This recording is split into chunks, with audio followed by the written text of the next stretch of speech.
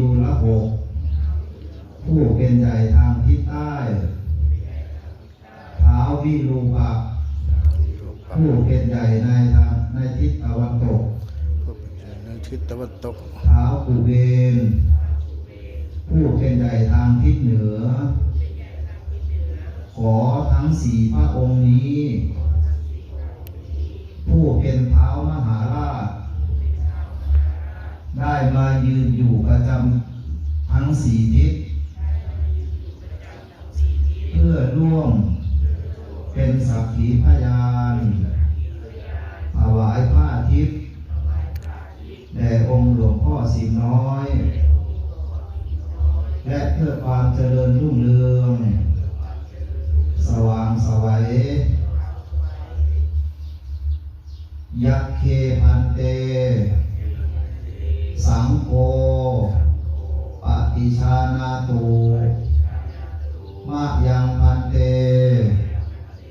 อิมังวัฏถังสัพพะริวารังพุทธัสสะโกชะนัฏฐายะสังฆัสสะ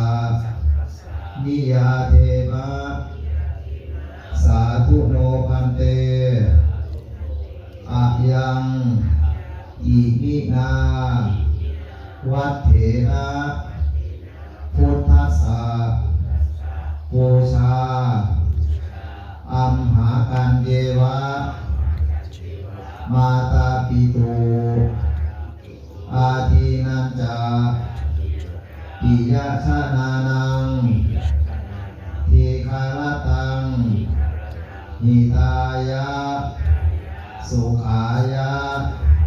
สังวัตตตุข้าพระเจ้าทั้งหลายขอมอบถวายผ้าทิพย์ผืนนี้ของทั้งของบริวารทั้งหลายเหล่านี้เพื่อเป็นพุทธบูชาขอการบูชา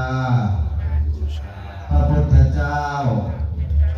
ด้วยผ้าทิพย์ผืนนี้และของบริวารทั้งหลายของข้าพเจ้าจงเป็นไปเพื่อประโยชน์เพื่อความสุขเพื่อความเจริญแก่ข้าพเจ้าทั้งหลาย